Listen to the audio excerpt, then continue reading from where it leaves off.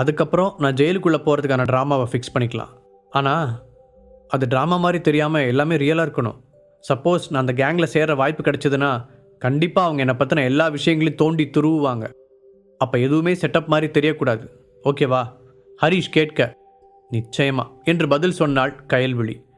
அவளிடம் விடை பெற்று வெளியில் வந்து காரை எடுத்தவன் தன்னுடைய ஃப்ளாட்டுக்கு செல்லாமல் வேறொரு இடத்திற்கு சென்றான். ஹரிஷின் கார் போய் நின்ற அந்த இடத்தில் அப்போதுதான் கட்டுமான வேலைகள் முடிக்கப்பட்டிருக்க வெளிப்பகுதியில் ஒரே ஒரு பெரிய அறை மட்டும் இருந்தது. அதை சுற்றிலும் காம்பவுண்டு கட்டப்பட்டு வெளியிலிருந்து பார்ப்பவர்களுக்கு அது ஒரு சாதாரண வீடு போல தெரிந்தது. ஆனால் உள்ளுக்குள் ஒரு ஆஃபீஸ் போல இருக்க அதற்குள் நுழைந்தவன் முதலில் கதவை அடைந்தான்.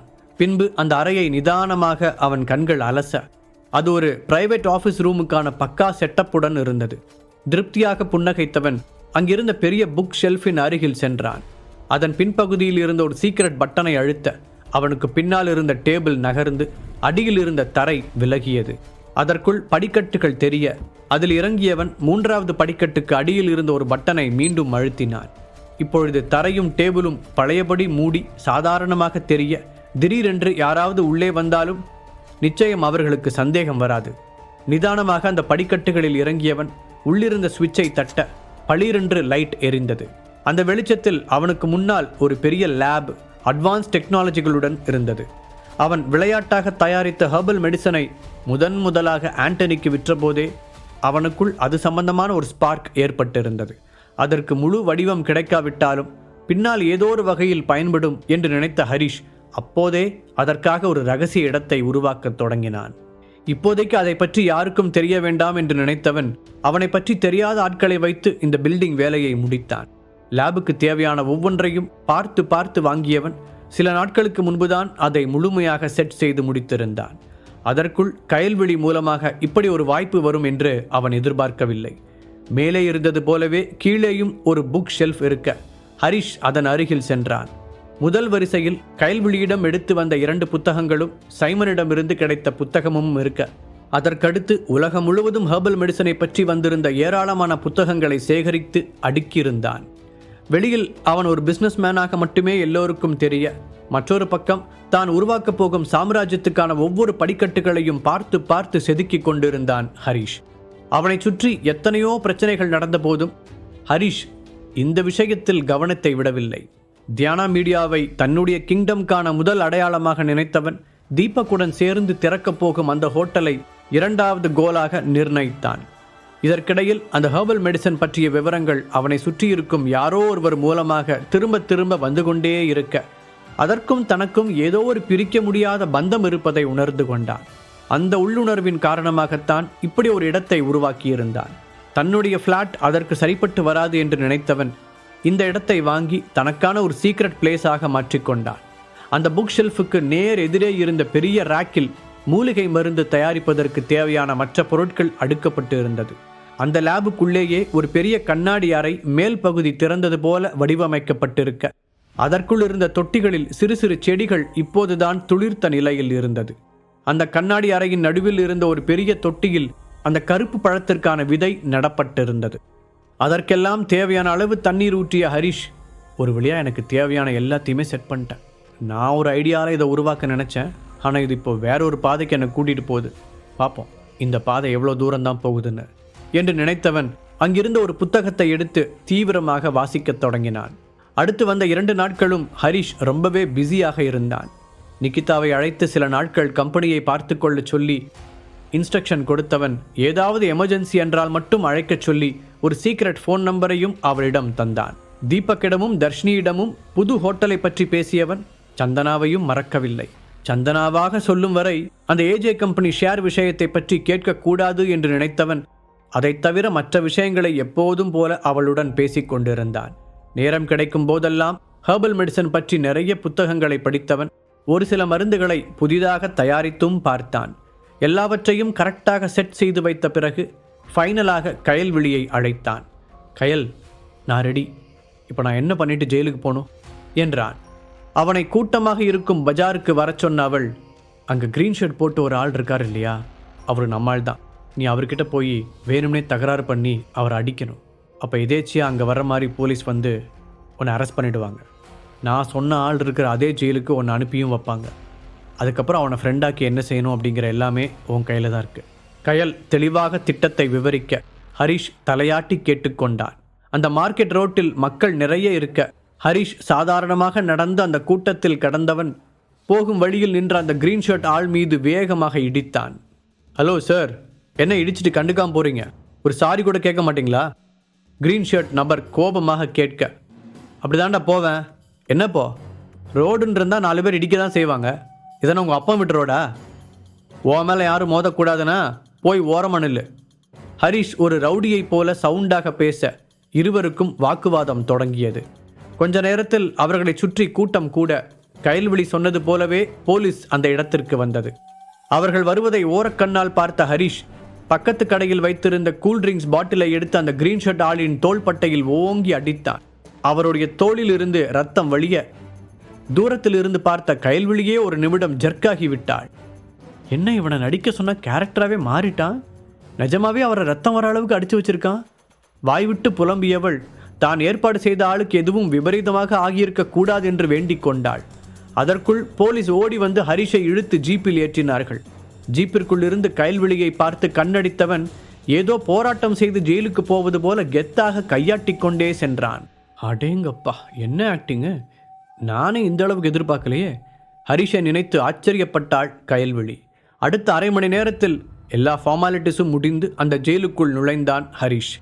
பரவாயில்ல, நம்ம ஊர் போலீஸ் ரொம்ப ஃபாஸ்ட்டாக தான் இருக்காங்க என்று சொல்லிக்கொண்டே அந்த பெரிய ஜெயிலின் கிரவுண்டுக்கு வந்தவன் கைகளை தூக்கி நெட்டி முறித்தான். பகல் நேரம் என்பதால் கைதிகள் எல்லோரும் பிரிந்து ஆளுக்கு ஒரு வேலையை செய்து கொண்டிருக்க கயல்விழி போட்டோவில் அடையாளம் காண்பித்த ஆள் எங்காவது இருக்கிறானா என்று தேடினான் ஹரிஷ். ஒரு இடத்தில் தனியாக உட்கார்ந்திருந்த ஒருவனை பார்த்ததும் அவனுடைய முகம் பளிச்சிட்டது. Victor Samuel. ஹரிஷின் உதடுகள் முணுமுணுக்க மெதுவாக அவனை நோக்கி நடந்தான். அந்த கேங்கில் இவன் ரொம்ப முக்கியமான ஆள்னு கயல்விழி சொன்னான். ஆனால் நேரில் பார்த்தா ரொம்ப சாஃப்டாக தெரிகிறான். நிஜமாவே இவன் தானா அது? யோசித்தபடி அருகில் சென்ற ஹரிஷ் விக்டர் ஒரு புத்தகத்தை படித்து கொண்டிருப்பதை ஆச்சரியத்தோடு பார்த்தான்.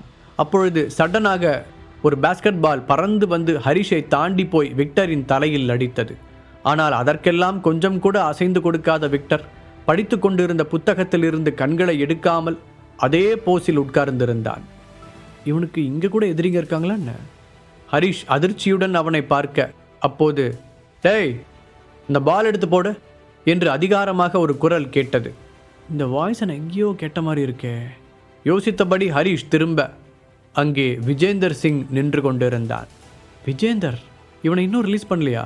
ஹரிஷ் அங்கு வந்ததிலிருந்து நிறைய ஆச்சரியங்களை சந்தித்து கொண்டிருந்தான். ஏஜே கம்பெனியில் ஹரிஷுடன் நடந்த சண்டைக்கு பிறகு ஜெயிலுக்கு போன விஜேந்தர் அங்கு ஒரு கேங் லீடராக உருவாகிவிட்டான். அவனால் அங்கு நிறைய பிரச்சனைகள் நடக்க அவன் மேல் வேறு சில கேஸ்களும் போடப்பட்டது. எல்லோரையும் ஆட்டி வைத்து கொண்டு ஒரு டான் போல ஜாலியாக இருக்கும் இந்த ஜெயில் வாழ்க்கை அவனுக்கும் பிடித்து விட்டதால் வெளியே போக மனதில்லாமல் அங்கேயே டேரா போட்டு விட்டான். அவனுக்கென்று சில ரூல்ஸ்களை வைத்துக்கொண்டு மற்றவர்களை மிரட்டி சொகுசாக வாழ்ந்தான். அதன்படி புதிதாக உள்ளே வரும் ஆட்கள் ஒன்று அவனுடைய பேச்சை கேட்டு அடிபணிந்து நடக்க வேண்டும். அப்படி இல்லாவிட்டால் அவர்கள் அங்கிருக்கும் வரை டார்ச்சர் செய்து அவர்கள் கஷ்டப்படுவதை பார்த்து சந்தோஷப்படுவான். விசாரணை கைதியாக உள்ளே இருந்த விக்டர் அவனை ஒரு ஆளாக கூட கண்டுகொள்ளாததால் விஜேந்தர் அவன் மீது கோபமடைந்தான். வாய்ப்பு கிடைக்கும் போதெல்லாம் அவனை ஏதாவது வம்பிழுத்து கொண்டே இருக்க விக்டர் எதற்கும் அசைந்து கொடுக்கவில்லை. அது விஜேந்திரனின் ஈகோவை தொந்தரவு செய்ய விக்டரை இன்னும் அதிகமாக குறிவைத்து தாக்கத் தொடங்கினான். இந்த விவரங்கள் எல்லாம் தெரியாத ஹரிஷ் விஜேந்தர் கண்ணில் படாமல் ஓரமாக நின்று அங்கு நடப்பதை கவனிக்கத் தொடங்கினான். நான் சொல்றது காதில் விழலையா? ஏதோ எரும மாட்டு மேலே மழை பெஞ்ச மாதிரி உட்கார்ந்துருக்க. விஜேந்தர் கத்திக்கொண்டே வர அவனை நிமிர்ந்து பார்த்த விக்டர், ஓ நீயா, நான் ஏதோ கழுதன்னு நினச்சிட்டேன் என்று கிண்டலாக கூறிவிட்டு மறுபடியும் புத்தகத்தில் ஆழ்ந்தான். அதற்குள் விஜேந்தரின் அல்லக்கை ஒருவன் கீழே உருண்டு வந்த பாலை எடுத்து தர அதை மீண்டும் விக்டரின் முகத்திலேயே நேராக அடித்தான். படாரென்று புக்கை மூடி வைத்துவிட்டு விக்டர் எழுந்திருக்க ஹரிஷ் ஆர்வமாக பார்த்தான். அந்த பந்து பட்டதால் உதட்டோரம் லேசாக ரத்தம் துளிர்க்க அதை புறங்கையால் துடைத்தவன் ஒரு அலட்சியமான பார்வையுடன் விஜேந்தரை கடந்து சென்றான். உடனே சுற்றி நின்ற கைதிகள் எல்லோரும் விஜேந்தரை பார்த்து நக்கலாகச் சிரிக்க அவனுடைய முகம் அவமானத்தில் சிவந்தது. நீ இங்கிருந்து போகிறதுக்குள்ள நீ மறக்க முடியாத அளவுக்கு உன்னை நான் ஏதாவது பண்ணலை. என் பேர் விஜேந்தர் இல்லை. மனதில் கருவி கொண்டவன் போகும் விக்டரை வெறியோடு முறைத்தான். அதே நேரத்தில் ஹரிஷோ தன்னை கடந்து சென்ற விக்டரை சுவாரஸ்யமாக பார்த்தான். ஒரு வகையில் ஏசிபி மேடம் நமக்கு நல்லதான் பண்ணியிருக்காங்க. I like this guy. பார்க்க ஒரு மாதிரி இருந்தாலும் சரியான அழுத்தக்காரனாக இருப்பான் போல. இப்போ இவனோட எப்படி ஃப்ரெண்ட் ஆகிறது? தீவிரமாக யோசிக்க தொடங்கினான் ஹரிஷ். அப்போதுதான் விஜேந்தர் அந்த பையனோடு தகராறு செய்தது நினைவு வர, வாவ், இதை நான் மறந்துட்டேனே. ஃபஸ்ட்டு இவங்க 2 பேருக்குள்ளேயும் என்ன பகைன்னு தெரிஞ்சுக்கணும். அது மூலமாக நமக்கு ஏதாவது சான்ஸ் கிடைக்குதான்னு பார்ப்போம். முடிவெடுத்த ஹரிஷ் அதை பற்றி யாரிடம் கேட்கலாம் என்று சுற்றுமுற்றும் தேடினான். அவனுக்கு ஏற்றது போல தொக்காக ஒரு ஆள் சிக்க பெரிய சிரிப்புடன் அந்த நபரை நோக்கி போனான் ஹரிஷ்.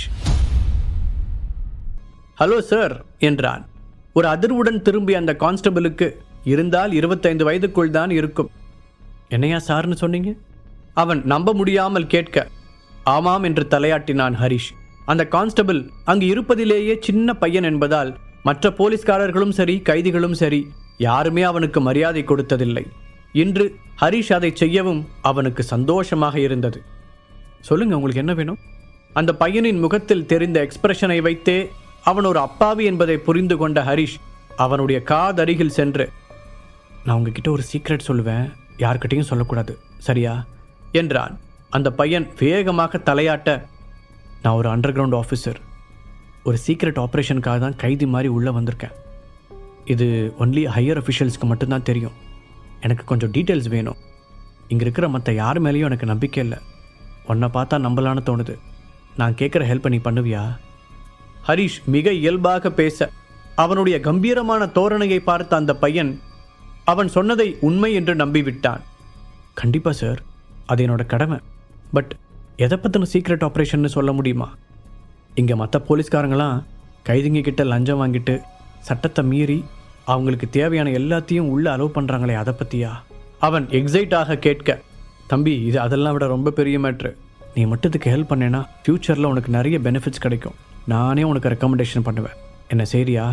ஹரிஷ் கேட்க அந்த பையனும் சந்தோஷமாக சரி என்று கூறினான். பட் ஒரு கண்டிஷன் இருக்கு. என்னை பற்றியோ நான் கேட்குற விஷயங்களை பற்றியோ நீ யார்கிட்டையும் டிஸ்கஸ் பண்ணக்கூடாது, ஓகேவா? சரி, அதுக்கு முன்னாடி உன் பேர் என்ன? ஹரிஷ் கேட்க, குணா சார் என்றான் அந்த கான்ஸ்டபிள். ஓகே குணா, ஃபஸ்ட்டு இங்கே இருக்கிறவங்கள பற்றி கொஞ்சம் விளக்கமாக சொல்லு. ஹரிஷ் கேட்க, சொல்லுங்கள் சார், யாரை பற்றி தெரிஞ்சுக்கணும்? குணா பணிவுடன் பதில் சொன்னான். அங்கே ஒருத்தன் பாஸ்கெட் பால் விளையாடிட்டு இருக்கான்ல, யார் அது? பார்க்கவே ரொம்ப திமிரா தெரியுறான். ஹரிஷ் தெரியாதது போல கேட்டான். அவனா சார்? அது ஏன் கேட்குறீங்க? கொஞ்சம் மாதத்துக்கு முன்னாடி தான் அவன் ஒரு அடிதடி கேஸில் அரெஸ்ட் பண்ணிட்டு வந்தாங்க. ஆள் நல்லா பல்காக இருக்கவும் இங்கே வந்த கொஞ்ச நாள்லேயே அவனுக்கு 4 அடிமைங்க சிக்கிட்டாங்க. கூடவே நின்று தூபம் போடுறதுக்கு 2 அல்லக்கைங்க வேற. அதனால் அவன் மனசில் இந்த ஜெயிலுக்கே அவன்தான் டான்னு ஒரு நினப்பு வந்துருச்சு. வெளியில் பணம் வேற நிறைய இருக்கும் போல். அதனால் போலீஸ்காரங்களையும் ஈஸியாக கைக்குள்ளே போட்டுக்கிட்டான். மற்ற கைதிகளில் யாராவது அவனுக்கு ரெஸ்பெக்ட் கொடுக்கலன்னா தூக்கி போட்டு மிதிக்கிறதும் அவங்களுக்கு தொல்லை கொடுக்கறதையும் தான் முழு நேர வேலையாக வச்சுக்கிட்டு பொழுது ஓட்டிக்கிட்டு இருக்கான். கூடவே நின்று தூபம் போடுறதுக்கு 2 அல்லக்கைங்க வேற. அதனால் அவன் மனசில் இந்த ஜெயிலுக்கே அவன்தான் டான்னு ஒரு நினப்பு வந்துருச்சு. வெளியில் பணம் வேற நிறைய இருக்கும் போல். அதனால் போலீஸ்காரங்களையும் ஈஸியாக கைக்குள்ளே போட்டுக்கிட்டான். மற்ற கைதிகளில் யாராவது அவனுக்கு ரெஸ்பெக்ட் கொடுக்கலன்னா தூக்கி போட்டு மிதிக்கிறதும் அவங்களுக்கு தொல்லை கொடுக்கறதையும் தான் முழு நேர வேலையாக வச்சுக்கிட்டு பொழுது ஓட்டிக்கிட்டு இருக்கான். ஒரு கேஸ் முடிஞ்சால் புதுசாக இன்னொரு பிரச்சனையை பண்ணி இங்கேருந்து போக மாட்டேன்னு உட்காந்துருக்கான் சார். சரியான அரமண்டல் சார் அவன். குணா சொல்ல ஹரிஷால் விஜேந்திரனின் மனநிலையை புரிந்து கொள்ள முடிந்தது. வெளியில் அத்தனை பணம் கொட்டி கிடந்த போதும் அவனுக்கு கிடைக்காத ஒரு கெத்தும் மரியாதையும் இங்கு கிடைப்பதால் அவன் இந்த அதிகார போதைக்கு அடிமையாகி விட்டான் என்பதை உணர்ந்தவனுக்கு சிரிப்புதான் வந்தது. குணாவிற்கு சந்தேகம் வரக்கூடாது என்பதற்காக அங்கிருந்த இன்னும் சில கைதிகளை பற்றி கேட்டு தெரிந்து கொண்டான். கொஞ்ச நேரத்துக்கு இங்கே புக்கு படிச்சுட்டு ஒருத்தர் இருந்தான்ல, அவன் யார் குணா? கடைசியில் அவன் வந்த வேலைக்கான தூண்டிலை வீசினான் ஹரிஷ். உடனே குரலை தாழ்த்தி கொண்ட குணா, அவனை பற்றி யார்கிட்டையும் பேசக்கூடாதுன்னு எங்களுக்கு ஸ்ட்ரிக்ட் ஆர்டர் இருக்குது சார். ஏதோ ஒரு பெரிய கேஸில் மாட்டியிருப்பான் போல என்று கூற, பயப்படாத குணா, என்கிட்ட நீ சொல்கிற விஷயம் எந்த சிச்சுவேஷன்லையும் வெளியே போகாது. அதுவும் முக்கியமாக உன் பேரை நான் எங்கேயுமே சொல்ல மாட்டேன். ஹரிஷ் உறுதியளித்தான். எனக்கு பயம்லாம் ஒன்றும் இல்லை சார். வெறுமனே அதை பற்றி டீட்டெயில் சொல்கிறதுனால என்ன ஆயிரப்போகுது? ஏன்னா அதுக்கு மேலே எனக்கே எதுவும் தெரியாது என்ற குணா, அவன் பேர் விக்டர்னு ரெக்கார்ட்ஸில் இருக்குது. வந்ததுலேருந்து யார் கூடயும் பேசுகிறதில்ல. சொன்ன வேலையை செய்வான், கொடுத்ததை சாப்பிடுவான். மிச்ச நேரம் இங்கே இருக்கிற லைப்ரரியில் போய் புக்ஸ் எடுத்துகிட்டு வந்து படிச்சுட்டு இருப்பான். அவ்வளோதான் சார் எனக்கு தெரிஞ்சது என்றான். அவன் என்ன மாதிரி புக்ஸ் எடுத்துகிட்டு வந்து படிக்கிறான்னு உனக்கு தெரியுமா? ஹரீஷ் கேட்டவுடன், அது தெரில சார். ஏன்னா அவன் எப்போவுமே புக்கோட அட்டை வெளியில் தெரிகிற மாதிரி வச்சுக்கிட்டதே இல்லை. குணா பதில் சொல்ல விக்டரை சுற்றி நிறைய மர்மங்கள் இருப்பதாக ஹரீஷ் நினைத்தான். அப்படின்னா இப்போது விஜேந்தர் அந்த விக்டரை அடித்ததுக்கு காரணம் அவனுக்கு பணிஞ்சு போகலன்றதானா? ஹரீஷ் யோசனையோடு கேட்க, எஸ் சார் என்றான் குணா. விக்டர் வந்த அன்னைக்கே அவன்கிட்ட போய் இவன் பயங்கரமாக சீன் போட அவன் தாச்சி போ நாய அப்படிங்கிற மாதிரி இவன் கையை தட்டி விட்டுட்டு போயிட்டான். அதிலிருந்து அவனை கார்னர் பண்ணி அவன் காலை தட்டி விடுறது, சாப்பாடில் எதையாவது போடுறது, சான்ஸ் கிடைக்கும் போதெல்லாம் கை வைக்கிறதுன்னு ரொம்பவே டார்ச்சர் பண்ணிகிட்ருக்கான். ஆனால் அந்த விக்டரும் சாதாரண ஆள் மாதிரி தெரில சார். இவன் இவ்வளோ பண்ணியும் கொஞ்சம் கூட பயப்படாமல் அவன் பாட்டுக்கு அவன் வேலையை பார்த்துட்ருக்கான். எனக்கே அவனை பார்த்து ஆச்சரியமாக தான் இருக்குது. குணா எக்ஸ்பிளைன் செய்ய ஓரளவுக்கு அங்கே நடப்பதை பற்றிய தெளிவான பிக்சர் ஹரீஷுக்கு கிடைத்தது. தேங்க்ஸ் குணா, நீ இன்றைக்கி நம்ம டிபார்ட்மெண்ட்டுக்கே பெரிய ஹெல்ப் பண்ணியிருக்க. கண்டிப்பாக உனக்கு தேவையானது உன்னை தேடி வரும். ஹரீஷ் அவனுடைய தோளில் தட்டி சொன்னான். அதெல்லாம் பரவாயில்ல சார், நான் என்னோடய வேலையை தானே செஞ்சேன். ஒரு சிரிப்புடன் குணா சொல்ல ஹரீஷுக்கு அவனை ரொம்ப பிடித்து விட்டது. ஓகே குணா, வேறு ஏதாவது ஹெல்ப் தேவைப்பட்ட உங்ககிட்ட கேட்குறேன் என்ற ஹரீஷ் அங்கிருந்து நகர்ந்து வந்தான். அதற்குள் மதிய சாப்பாட்டுக்கான நேரம் தொடங்கியிருக்க எல்லோரும் தட்டை எடுத்துக்கொண்டு வரிசையாக நின்றனர். அதில் கடைசியாக விக்டர் நிற்க வேகமாக ஓடிச் சென்ற ஹரீஷ் அவனுக்கு பின்னால் நின்று கொண்டான். சாப்பாட்டை வாங்கி கொண்டு எல்லோரும் உட்கார இப்போதும் ஹரீஷ் விக்டரின் எதிரிலேயே போய் உட்கார்ந்தான். ஆனால் அந்த விக்டர் அவனை நிமிர்ந்து கூட பார்க்கவில்லை.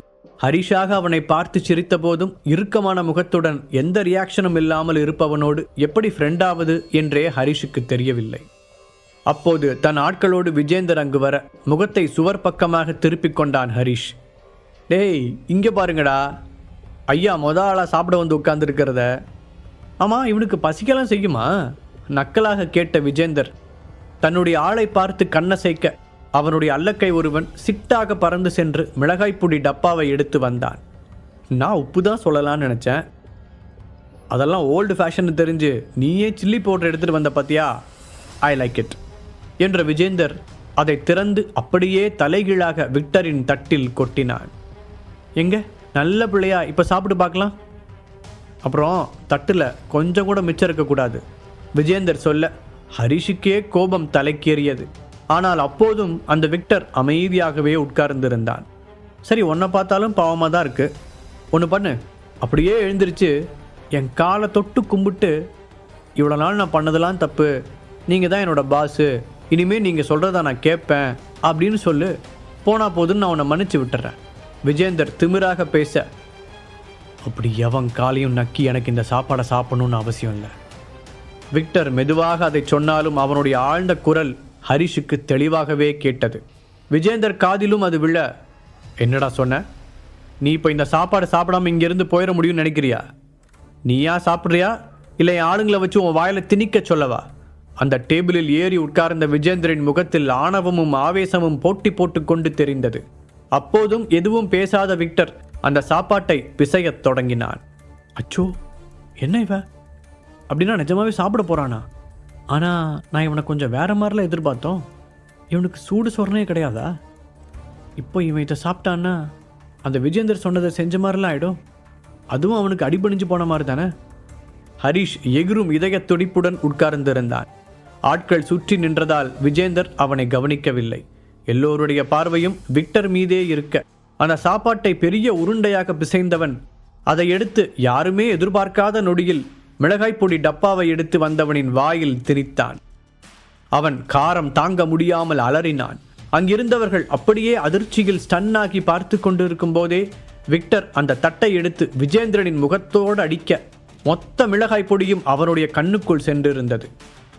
இது எல்லாமே சில வினாடிகளில் நடந்திருக்க எதிரில் உட்கார்ந்திருந்த ஹரிஷுக்கு அந்த மொமெண்டை பார்க்க கூஸ் பம்பாக இருந்தது. விட்டால் விசிலடித்து கைத்தட்டி இருப்பான். வாவ், இவன் நான் நினைச்சதை விட இன்ட்ரெஸ்டிங்காக தான் இருக்கான். தனக்குள் சொல்லிக் கொண்டவன் நிமிர்ந்து பார்க்க அந்த விக்டர் எதுவுமே நடக்காதது போல அங்கிருந்து எழுந்து சென்றிருந்தான். விஜேந்தர் பார்ப்பதற்கு முன்பாக அந்த இடத்திலிருந்து நழுவிய ஹரிஷ் அந்த விக்டர் என்ன செய்கிறான் என்று பார்க்க அவன் வழக்கம் போல ஒரு மரத்தடியில் உட்கார்ந்து புத்தகத்தை படிக்க ஆரம்பித்திருந்தான். அவனுடைய முகத்தில் எந்த ஒரு மாற்றமும் இல்லை. கொஞ்ச நேரத்தில் முகமெல்லாம் தடிப்பு தடுப்பாய் சிவந்திருக்க கண்களில் கொலை வெறியோடு தூரத்திலிருந்து விக்டரை முறைத்து கொண்டிருந்தான் விஜேந்தர். அவனுக்கு இப்போதே விக்டரை கொல்ல வேண்டும் என்று துடித்து கொண்டு வந்தாலும் போலீஸ் சைடில் இருந்து வந்திருந்த ஆர்டர் அவனுடைய கைகளை கட்டி போட்டது. விக்டர் மிளகாய் பொடி தட்டை தூக்கி அடித்ததில் முகத்தில் எரிச்சல் தாங்க முடியாமல் அங்கிருந்த ஃபர்ஸ்ட் எய்ட் ரூமிற்கு சென்று ஆயின்மெண்ட் வாங்கி தடவிய விஜேந்தர் கோபத்தில் கொந்தளித்து கொண்டிருந்தான். அப்போது விக்டரை ஏதாவது செய்ய வேண்டும் என்று நினைத்தான். அதற்குள் அங்கு வந்த ஜெயிலர், நீ அடங்கவே மாட்டியா விஜேந்தர்? எல்லாத்துக்கும் ஒரு லிமிட் இருக்கு. ஏதோ நீ கொஞ்சம் எங்களை கவனிக்கிறதுனால நாங்கள் உன்னை கண்டுக்காமல் இருக்கோம். இவ்வளோ நாளாக ஏதோ 2 புள்ள பூச்சிங்களை அடிச்சுக்கிட்டு இருந்த, எங்களுக்கும் எந்த பிரச்சனையும் இல்லாததுனால சரின்னு விட்டுட்டு இருந்தோம். அதுக்காக நீ என்ன வேணாலும் பண்ணலான்னு நினச்சிட்டு இருக்கியா? அந்த விக்டர் எவ்வளோ முக்கியமான கைதின்னு தெரியுமா? அவனுக்கு மட்டும் ஏதாவது ஒன்று நடந்துச்சுன்னா என் வேலையே போயிடும். ஸோ இதோட எல்லாத்தையும் ஸ்டாப் பண்ணிக்கோ. இன்னொரு தடவை அவன்கிட்ட நீ பிரச்சனை பண்ணேன்னு தெரிஞ்சது, அப்புறம் என்னோட வேற ஒரு முகத்தை நீ பார்க்க வேண்டியிருக்கும் என்று கோபமாக கத்தினார். என்னோட முகத்தை எப்படி பண்ணி வச்சிருக்கான்னு பார்த்தீங்கல்ல? இதுக்கப்புறமும் நான் சும்மா இருந்தா இப்படி மற்ற கைதிகளுக்கெல்லாம் என்னை பார்த்து பயம் வரும். விஜேந்திரன் ஆவேசமாக கேட்க, இங்கே பாரு, அதெல்லாம் எனக்கு தெரியாது. அப்படி உனக்கு அவனை ஏதாவது செஞ்சே ஆகணும்னா நீ தாராளமாக வெளியில் போய் செஞ்சுக்கோ. இன்னும் 10 நாள் தான் அவன் இங்கே இருப்பான். அது வரைக்கும் அவனுக்கு என்ன நடந்தாலும் நாங்கள் தான் பொறுப்பு. அவன் வெளியே போனதுக்கப்புறம் நீ என்ன வேணா பண்ணிக்கோ. யாரும் உன்னை கேள்வி கேட்க போகிறதில்ல. திரும்பவும் சொல்கிறேன், மறுபடியும் இந்த மாதிரி ஏதாவது என் காதுக்கு வந்துச்சுன்னா நான் சும்மா இருக்க மாட்டேன். அப்புறம் என்னோட போலீஸ் பவர் என்னன்னு நீ பார்க்க வேண்டியிருக்கும். வான் பண்ணி விட்டு போயிருந்தார் ஜெயிலர்.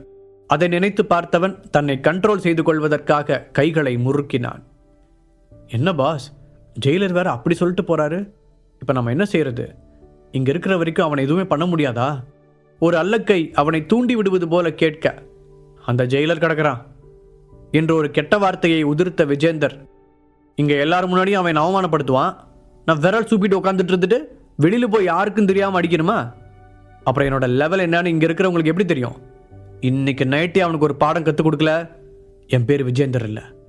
கண்கள் சிவக்க அவன் சொல்ல, அப்படின்னா இன்னைக்கு நைட்டு ஒரு பெரிய சம்பவம் இருக்கு என்று அவனுடைய ஆட்கள் சந்தோஷமாக கைத்தட்டினார்கள். ஒரு தூணுக்கு பின்னால் அமர்ந்து இதையெல்லாம் கேட்டுக்கொண்டிருந்த ஹரிஷின் மனதில் வேறொரு திட்டம் உருவானது. எல்லாத்தையும் சொன்ன அந்த விஜேந்தர் என்ன பிளானுங்கிறத மட்டும் சொல்லாமல் போயிட்டானே. அது என்னன்னு தெரிஞ்சிருந்தா நாமளும் அதுக்கேற்ற மாதிரி ஏதாவது பிளான் பண்ண முடியும். இப்போ என்ன பண்ணுறது யோசித்த ஹரிஷுக்கு கடைசி வரை அவர்கள் என்ன செய்ய போகிறார்கள் என்பது தெரியவில்லை. இரவு நெருங்க ஹரிஷின் இதயம் வேகமாக துடிக்க ஆரம்பித்தது. அவனுக்கு பக்கத்து அறையில் விஜேந்தர் படுத்திருக்க ஹரிஷ் காதுகளை கூர்மையாக்கி கொண்டு தூங்காமல் காத்திருந்தான். கைல்விழியின் இன்ஸ்ட்ரக்ஷன் காரணமாக ஹரிஷ் அறையின் பூட்டு மட்டும் நன்றாக பூட்டப்படாமல் இருந்தது. கொஞ்ச நேரத்தில் வெளியில் மெல்லிய சலசலப்பு கேட்க ஹரிஷ் சுவரோரம் மறைந்து நின்று எட்டி பார்த்தான். 7-8 பேர் விக்டரின் ரூமின் முன்னால் இருக்க அதில் ஒரு திருடன் அந்த ரூமுக்கான பூட்டை மெதுவாக திறந்தான். பின்பு ஒவ்வொருவராக அந்த அறைக்குள் செல்ல அறை இருட்டில் என்ன நடக்கிறது என்பது ஹரிஷுக்கு தெரியவில்லை. அதனால் அவனும் தன்னுடைய ரூமை விட்டு பூனை போல சத்தம் எழுப்பாமல் வெளியே வந்து கடைசி ஆளாக விக்டர் இருந்த ஜெயில் அறைக்குள் நுழைந்தான். அந்த அறையே இருட்டில் மூழ்கியிருக்க அது ஹரிஷுக்கு வசதியாக இருந்தது. விக்டர் தரையில் படுத்திருக்க அவர்கள் அனைவரும் அவனை சுற்றி வட்டமாக நின்றார்கள். பாஸ், ஸ்டார்ட் பண்ணலாமா? ஒருவன் கேட்க விஜேந்தர் சம்மதமாக தலையசைத்தான்.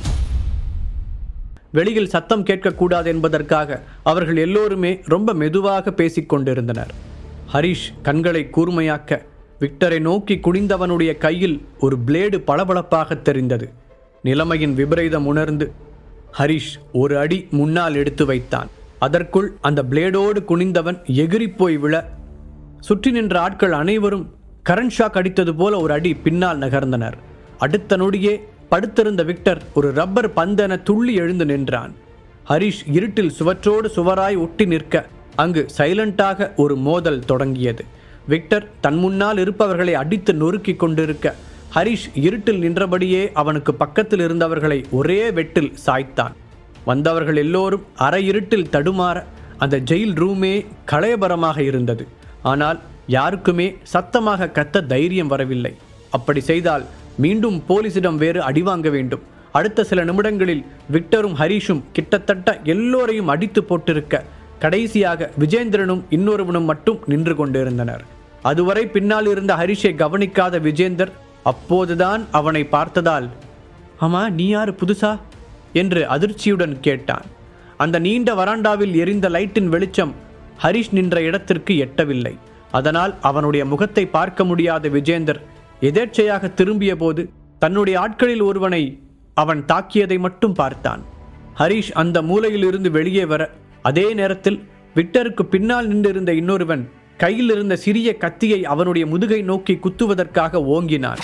விக்டரின் முதுகை உரசிய அந்த கத்தியை ஹரிஷ் பிடிக்க, இன்னொரு பக்கம் விஜேந்தர் பாக்கெட்டில் இருந்த லைட்டரை எடுத்து ஆன் செய்தான்.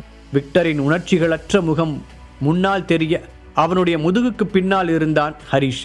கத்தி எடுத்து குத்தியவனின் காலை உதைத்து கீழே தள்ளிய ஹரிஷ் பக்கவாட்டில் நகர, லைட்டர் வெளிச்சம் அவனுடைய முகத்திற்கு நேராக அடித்தது. நீயா கேட்ட விஜேந்தருக்கு ஒரு நிமிடம் ஹார்ட் அட்டாக்கே வந்துவிட்டது. திடீரென்று ஹரிஷை அதுவும் இந்த இடத்தில் பார்த்ததும் அவனுடைய காலுக்கு கீழ் இருந்த பூமி நழுவுவது போல இருந்தது. காலையிலிருந்து அவன் கண்களில் படாமல் ஆடிக்கொண்டிருந்த கண்ணாம்பூச்சி ஆட்டத்தை முடிவுக்கு கொண்டு வந்த ஹரிஷ், நானேதான், இன்னும் நீ திருந்தவே இல்லைல்ல என்ற ஒரு கிண்டல் சிரிப்புடன் கேட்க, விஜேந்திரனின் முகம் பேயடித்தது போல மாறியது. தனக்கு பக்கத்தில் நின்றிருந்த ஹரிஷை நிமிர்ந்து பார்த்த விக்டரின் கண்களில் சட்டென்ற ஒரு ஆச்சரிய உணர்வு வந்து போனது. ஆனால் மீண்டும் முகத்தை சாதாரணமாக வைத்துக் கொண்டவன், யார் நீ என்றான். ஹரிஷை பார்த்ததும் விஜேந்திரனின் ரியாக்ஷன் மாறியதையும் அவன் கவனித்திருந்தான். இவனை ஜெயிலுக்கு அனுப்புனவன். விஜேந்திரனை கை காட்டி ஹரிஷ் சொல்ல, புருவங்களை கேள்வியாக உயர்த்திய விக்டர், அப்ப நீ எதுக்கு ஜெயிலுக்கு வந்த என்று கேட்டான். உனக்காக தான் வந்தேன்னு சொன்னா இவனோட ரியாக்ஷன் எப்படி இருக்கும்? மனதிற்குள் நினைத்து கொண்ட ஹரிஷ், அதை பற்றி நாம் அப்புறமா பேசிக்கலாம் டியூட், முதல்ல இவனை என்னன்னு பார்க்கலாம் என்று கூறினான். அப்படியே திரும்பி விஜேந்திரனை பார்த்தவன், முழு கதையையும் கேட்டு மகிழ பாக்கெட் FM ஆப்பை டவுன்லோட் செய்யுங்கள்.